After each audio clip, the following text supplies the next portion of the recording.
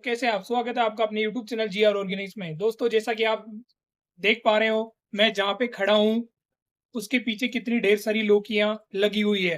अगर आप भी इस तरह की ऑर्गेनिक लौकियाँ अपनी छत पर उगाना चाहते हैं, तो आज ही मुझे संपर्क करें और हमसे जुड़िए और अपनी छत को ग्रीन और हरी-भरी ऑर्गेनिक वेजिटेबल से उसको भर दीजिए।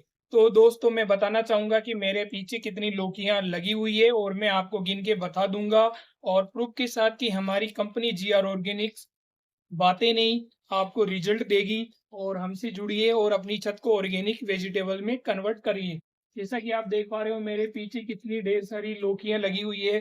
जैसा कि आप देख पा रहे हो 1, 2, 3, 4, 5, 6, 7, 8, 9, 10।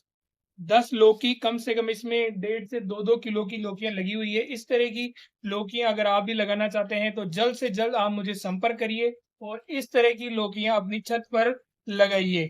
Thank you.